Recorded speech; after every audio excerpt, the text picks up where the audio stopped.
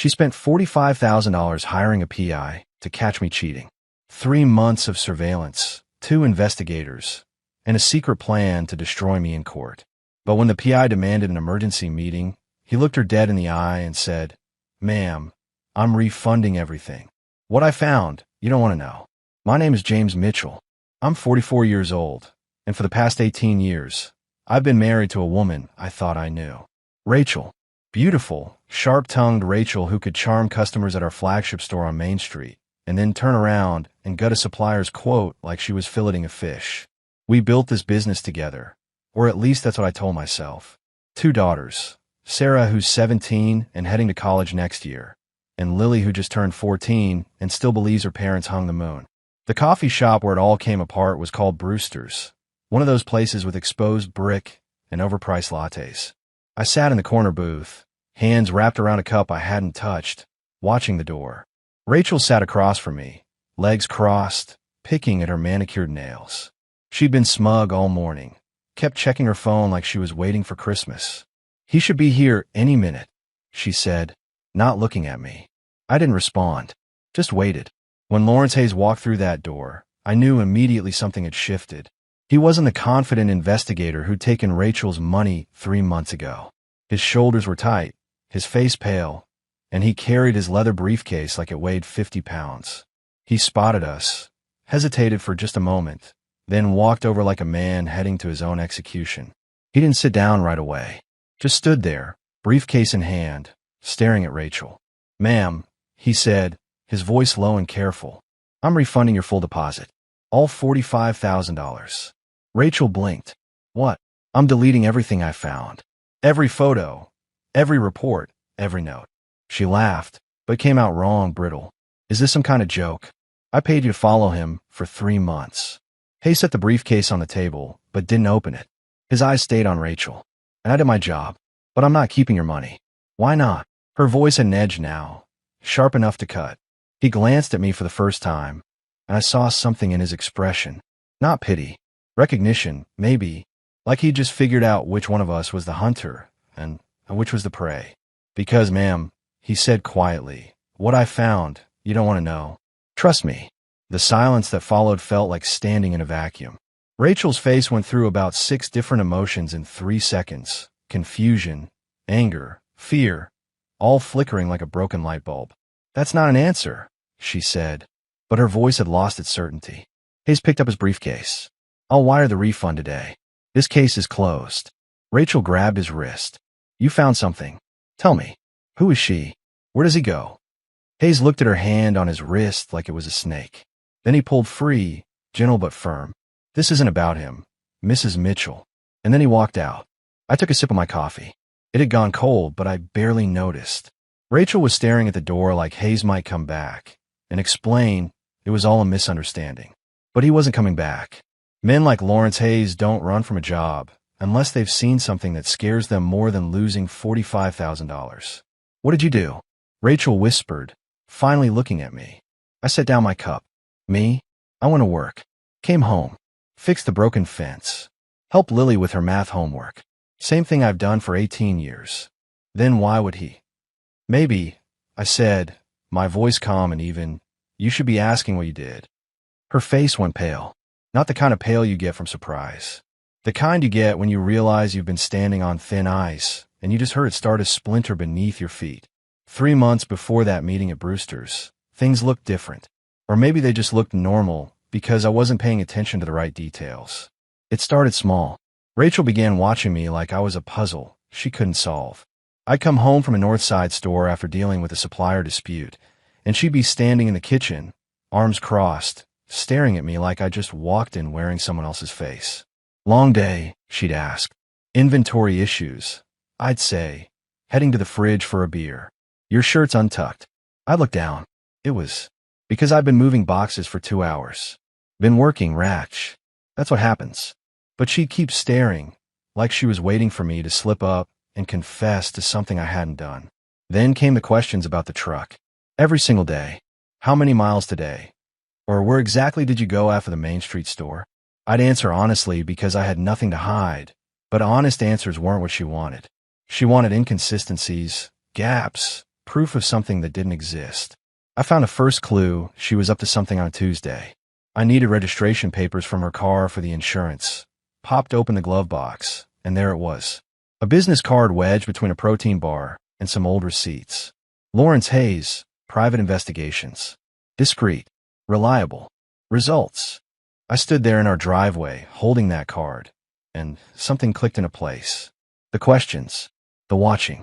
The way she'd started checking my phone when she thought I was asleep, not knowing I'd wake up and see her face lit blue in the dark. I didn't confront her. That's not how you handle someone who's already convinced you're guilty. Instead, I put the car back exactly where I found it and started paying attention. 2 weeks later, I spotted the tail. White sedan, always 3 cars back, always taking the same turns I did. The driver wore a baseball cap, and sunglasses like that made him invisible. Amateur hour. I led him on the most boring routes imaginable. Hardware store to bank. Bank to supply depot. Supply depot home. Same routine, day after day. I called the number on that business card from a burner phone I picked up at one of my stores. Hayes answered on the second ring. "I know you're following me," I said, keeping my voice neutral. Silence on the other end. "Then who is this?" "The guy in the truck you've been tailing for 2 weeks. James Mitchell." More silence. Then a long exhale. "Mr. Mitchell, I'm just doing my job." "I know, and I'm not going to stop you. But I want you to understand something." I paused, watching Rachel through the kitchen window as she paced with her phone pressed to her ear. "Whatever you find, keep detailed records. Every single thing. Because when this is done, someone's going to need them." "Sir, I don't." "You will," I said, and hung up. That night, Rachel came to bed smiling. She curled up against me, ran her fingers through my hair like she used to when we first got married. "I love you," she whispered.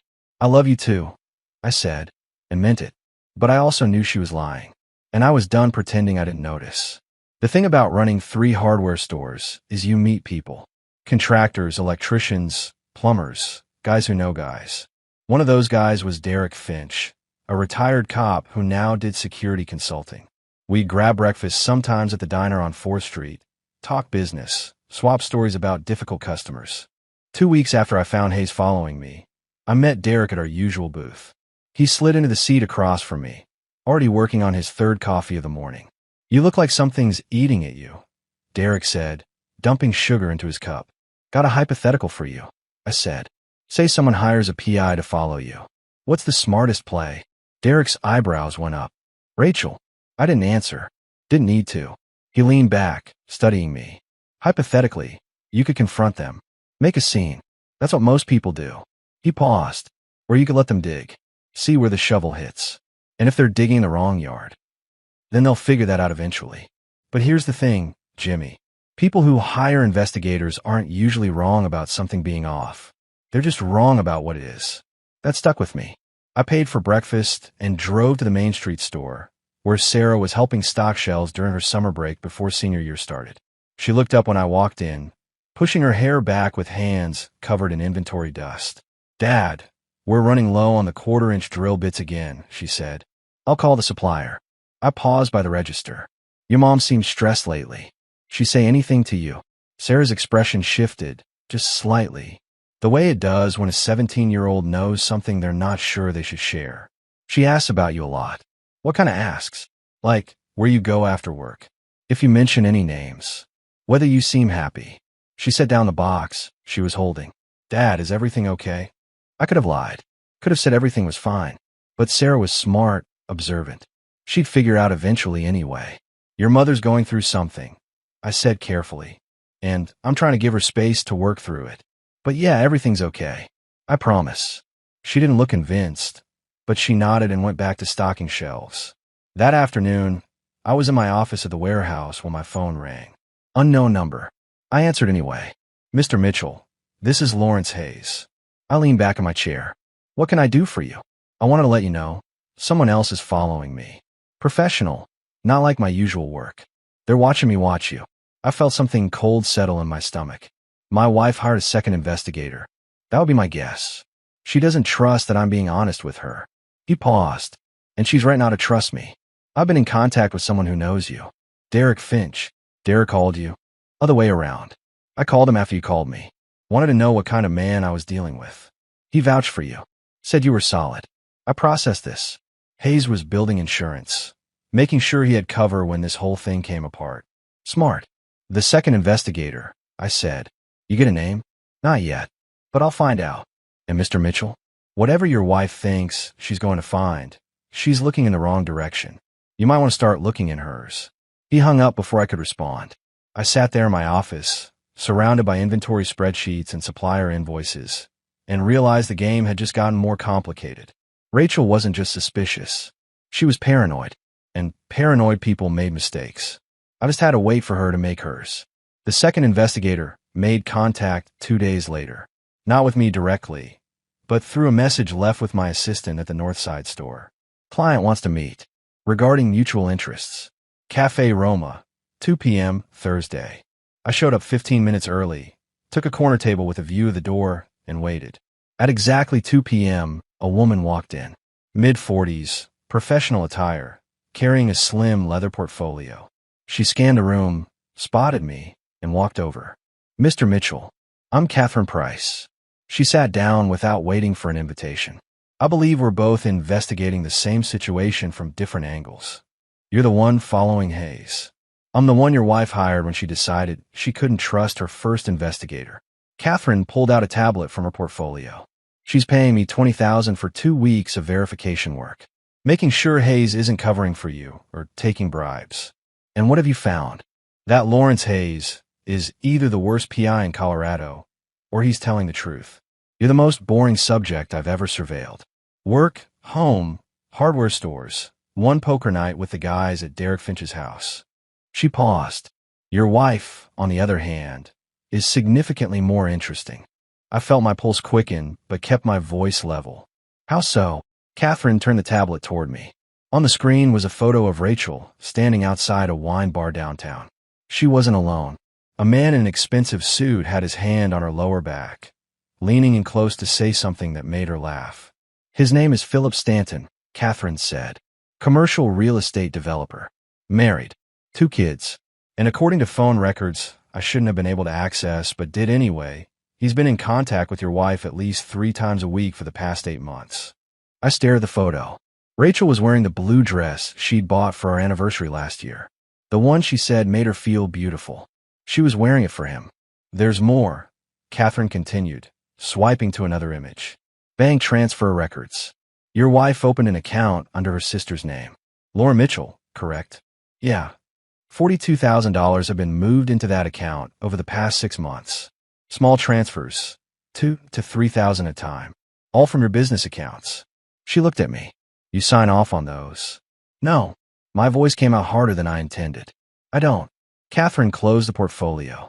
Mr. Mitchell, I'm going to be direct. Your wife hired me to prove you're hiding something. But the only person hiding anything is her. And I think you already knew that. What are you going to tell her? Nothing. Yet. She stood. I'm going to finish my 2 weeks, compile a complete report, and then I'm going to hand it to both of you at the same time. Let her explain it in front of witnesses. She picked up her portfolio. Unless you want to handle this differently. I thought about that. About 18 years of marriage. About Sarah and Lily. About every morning I'd made coffee, and every night I'd come home to a woman who was stealing from me while accusing me of betrayal. No, I said. Do it your way. Documentation matters. Catherine nodded. One more thing. Philip Stanton? He's not just some random affair. He's trying to buy commercial property near your Main Street store. He's been talking to your wife about purchasing it. Your store, Mr. Mitchell. She's planning to sell it out from under you. After she left, I sat there for a long time, staring at my cold coffee. Rachel wasn't just cheating. She was systematically dismantling everything we'd built, and she was doing it while making me look like the villain. But she'd made one critical mistake.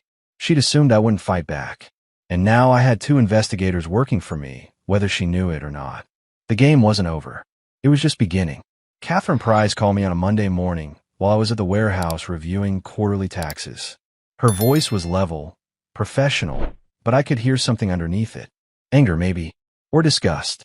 Mr. Mitchell, I need you to come to an address in Riverside. Apartment 412. Don't tell your wife where you're going. What's there? Something you need to see in person. I drove across town to a modern complex near the river, all glass and steel, and luxury pricing. Catherine was waiting in the lobby, holding a key card. "The landlord is a client of mine," she explained as we rode the elevator. When I showed him Rachel's photo, he confirmed she's been renting this unit for 2 years. Pays cash. Uses her maiden name. Bennett. Rachel Bennett. 2 years. 2 years. The apartment door opened to a space that looked nothing like our home. Modern furniture, abstract art on the walls, a wine rack stocked with expensive bottles. No family photos. No evidence that Rachel had children or a husband. It was like walking into a stranger's life. "She's here twice a week," Catherine said, watching me take it in. "Tuesday afternoons and Thursday evenings. Stanton meets her here. But there's more." She led me to the bedroom. On the nightstand was a framed photo, Rachel and Stanton on a beach somewhere tropical. She was wearing a ring I'd never seen. In the closet, clothes I didn't recognize. Designer labels. Nothing she'd ever worn at home. "Look at this," Catherine said, pointing to a calendar on the small desk. Rachel's handwriting. I'd recognize it anywhere. Dates marked with hearts. Appointments labeled P for Philip, I assumed. And in the margin of next month, written in red ink, "Tell James. Finally be free." I stood there holding that calendar, and something in me went very cold and very clear. This wasn't just an affair. This was a complete alternate life. Rachel had been living as two different people, and the version married to me was the one she was planning to discard. "The landlord said she asked about breaking the lease early," Catherine continued. "Said she might be moving to Arizona. Stanton's company just opened an office in Scottsdale. She's planning to leave. More than that, she's planning to take enough money from you to start fresh with him. The stolen funds, the store sale, probably half of everything else in divorce court. She's been building an exit strategy for 2 years. James. This apartment is proof of premeditation." I walked through each room, documenting everything with my phone. Photos of the calendar, the clothes, the wine rack with bottles that cost more than my monthly grocery bill. Evidence of a life funded by my work while I thought we were building something together. "What do you want to do with this information?" Catherine asked. "How much do I owe you for the 2 weeks?" 20,000. "I'll double it. I want everything. Every photo, every receipt, every record of when she's been here. I want a complete timeline. And I want you to find out everything about Philip Stanton. Business dealings, marriage status, financial situation. Everything." Catherine nodded. "And your wife? She's going to ask me for my report soon. Tell her you're still gathering information. String her along another week. I need time to get my pieces in place." After Catherine left, I sat alone in Rachel's secret apartment, in this life she'd built without me, and made a list. Not of what I'd lost, but of what I was going to protect. My daughters, my business, my reputation, everything she thought she could take. I was in a lockdown so tight she needed a blowtorch to get through. She wanted to play games? Fine. But she'd forgotten who taught her how to run a business in the first place. I've been building and protecting things since before I met her, and I sure as hell wasn't going to stop now. I locked the apartment behind me and drove back to the warehouse. Time to make some calls, starting with my lawyer, then my accountant, then my bank. Rachel thought she had this all figured out. She was about to learn she'd miscalculated badly. My grandmother died when I was 23, left me a collection of antiques she'd spent her whole life gathering.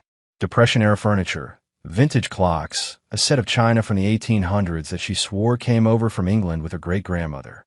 When Rachel and I got married, those pieces went into our home. She always said they gave the place character. Turns out she meant they gave her spending money. I discovered it by accident, scrolling through an estate sale website looking for tools for the store. There, in the recently sold section, was my grandmother's Victorian writing desk.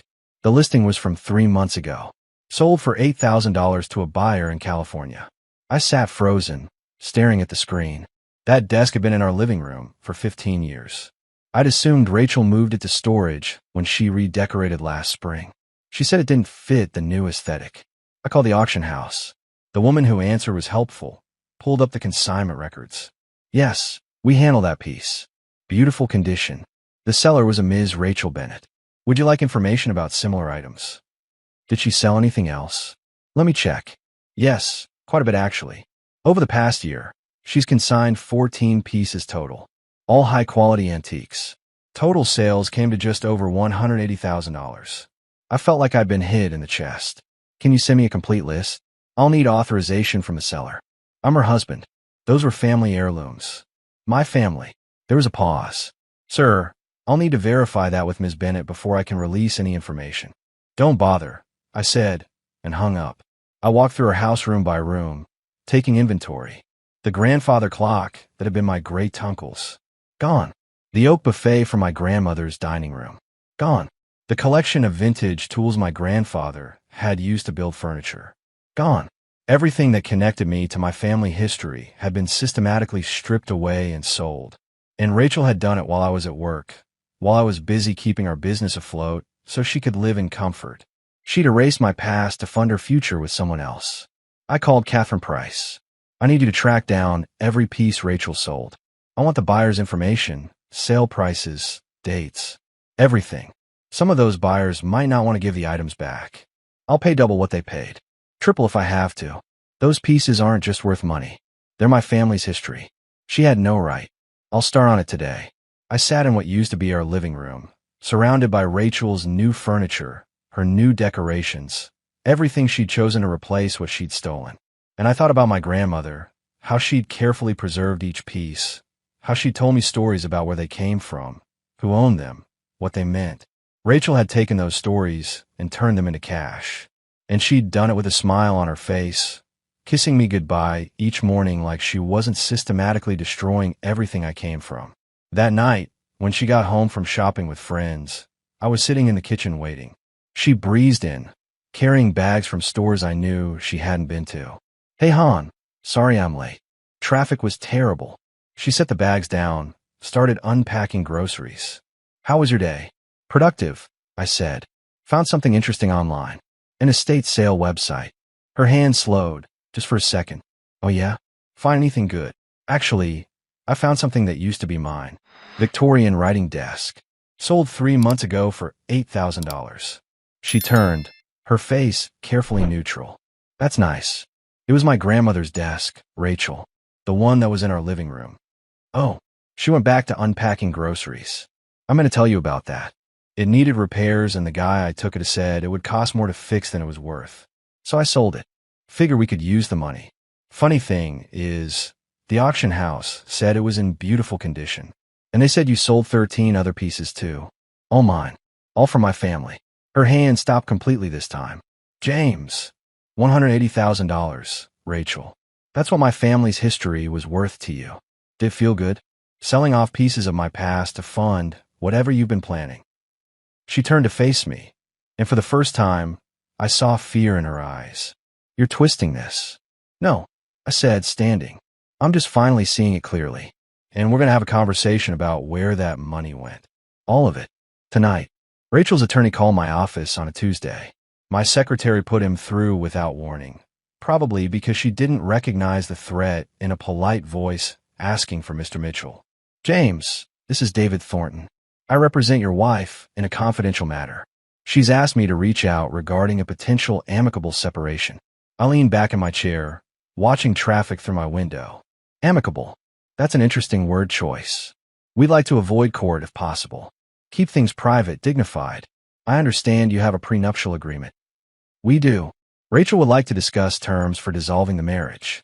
She's prepared to be reasonable about asset division if you're willing to cooperate. How reasonable?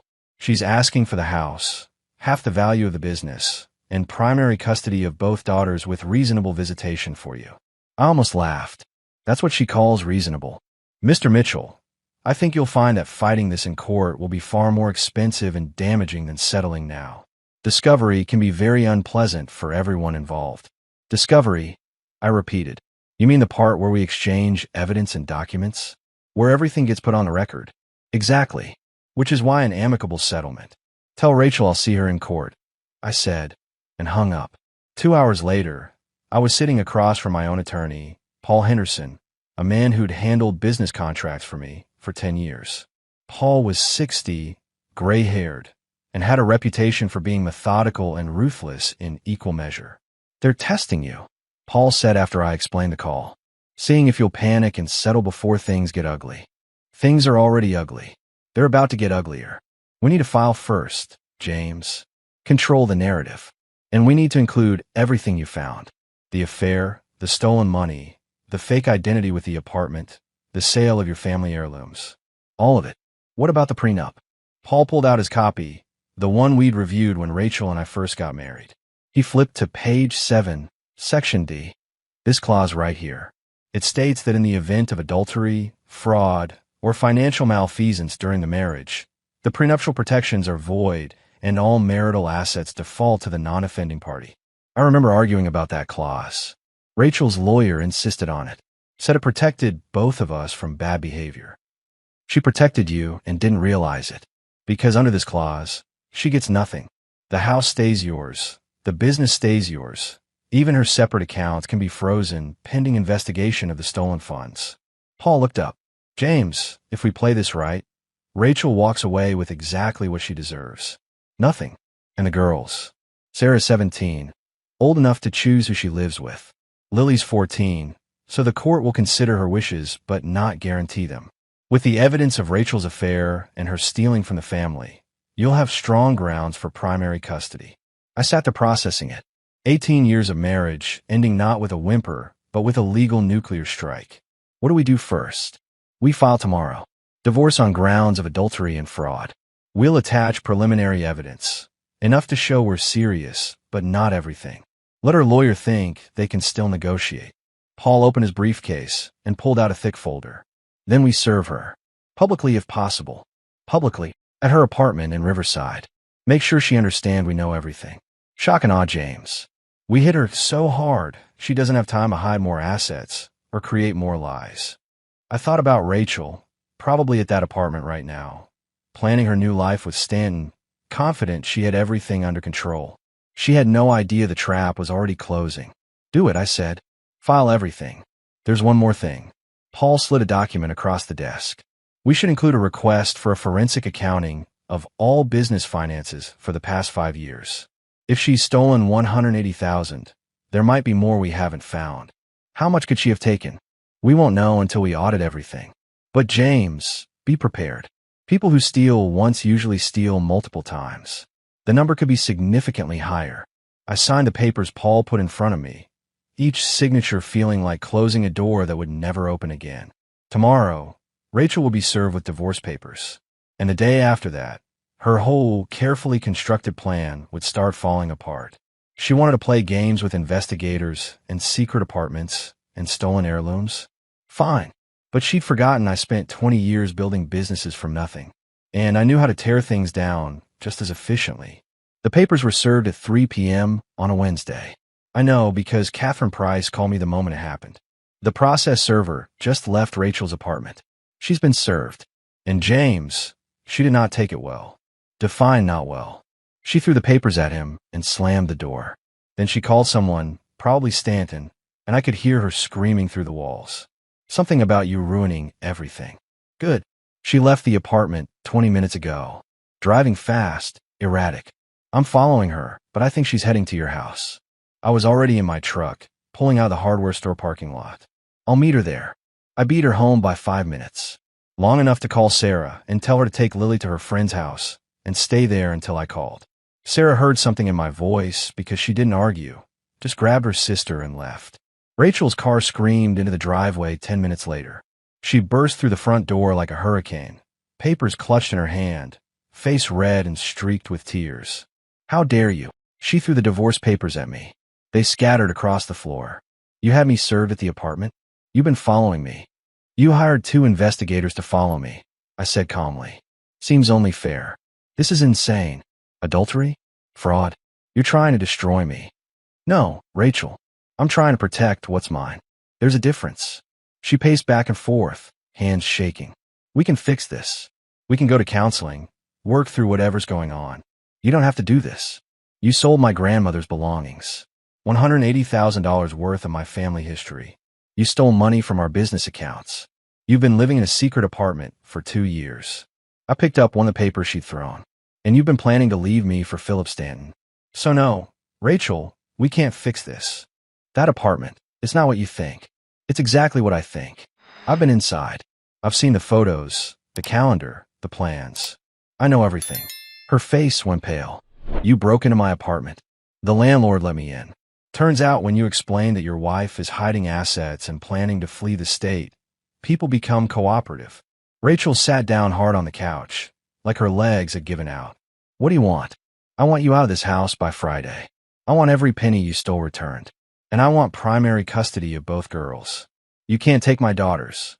I'm not taking them. You lost them when you decided Philip Stanton was more important than your family. I walked to the kitchen, came back with a bottle of water, set it on the table in front of her. Not kind, just practical. Paul's filing an emergency custody motion tomorrow morning. The evidence of your affair, the stolen money, the secret apartment, it all shows you're not stable. Judge will probably grant temporary custody to me pending a full hearing. James, please. I made mistakes, but they're my daughters. You can't do this. You did this. Every choice, every lie, every dollar you stole. This is the consequence. I headed toward the door. You have until Friday at noon to remove your personal belongings. Anything left after that gets donated. Where am I supposed to go? You have an apartment in Riverside, or Philip's place. I don't care which. I paused at the door. And Rachel, tell your lawyer David Thornton that discovery works both ways. Because everything I found is about to become public record. Every photo from that apartment, every bank transfer, every heirloom you sold. All of it. I left her sitting there on our couch, surrounded by divorce papers, and drove to pick up my daughters. Sarah was waiting on her friend's porch, Lily beside her looking scared and confused. Dad, what's happening? Lily asked as they got in the truck. Your mom and I are getting divorced, sweetheart. And for a while, you're both going to stay with me. Because of what she did.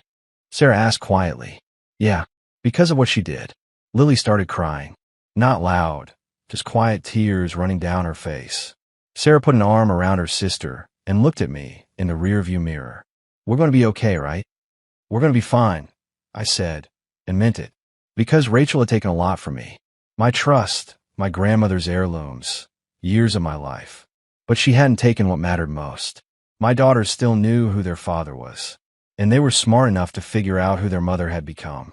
The hearing was set for 9 a.m. on a Tuesday in late October. The courthouse smelled like old wood and nervous sweat, filled with people waiting for their turn in front of a judge who would decide their futures in 15-minute increments. Rachel arrived with David Thornton, her attorney, looking put together in a navy suit, but with dark circles under her eyes that makeup couldn't quite hide. She didn't look at me as she took her seat across the aisle. Philip Stanton wasn't with her. Apparently, he decided to keep his distance once legal documents started flying. Judge Patricia Aldrich entered exactly at 9. She was 60, gray hair pulled back tight, reading glasses on a chain around her neck. Paul had told me she had a reputation for not tolerating nonsense from anyone. We're here for Mitchell versus Mitchell, she said, settling into her chair. Dissolution of marriage, temporary custody arrangements, and emergency financial orders. Mr. Henderson, you filed. Start talking. Paul stood, organized as always. Your Honor, we're asking for immediate temporary custody of both minor children, a freeze on all joint accounts, and an order preventing the respondent from disposing of any marital assets.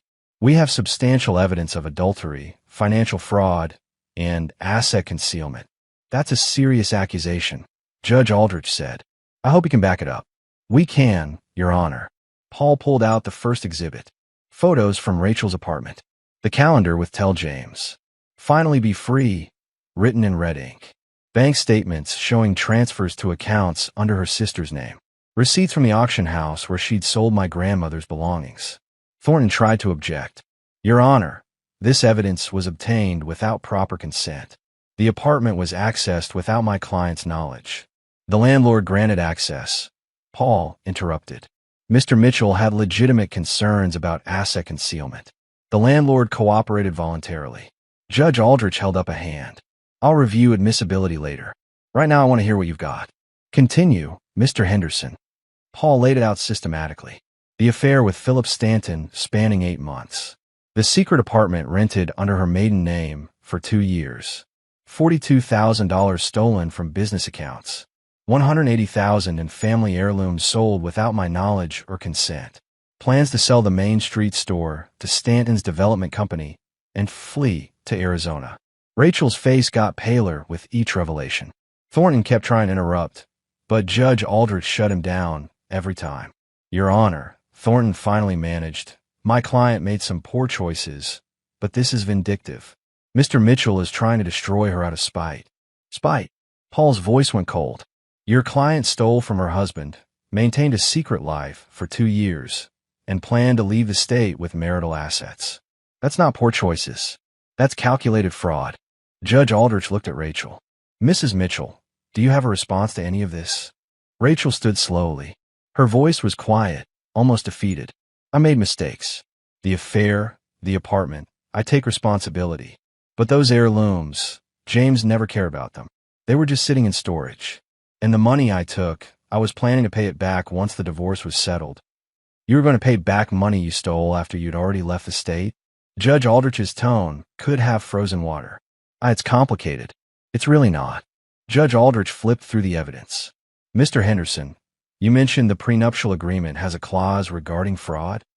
Section D, Your Honor. In the event of adultery or financial malfeasance, all prenuptial protections are voided in favor of the non-offending spouse. So Mrs. Mitchell gets nothing. That's correct, Your Honor. Judge Aldrich looked at Rachel again. You signed a prenup that specifically punished you for the exact behavior you engaged in. That's either remarkably stupid or remarkably arrogant. Thornton tried one more time.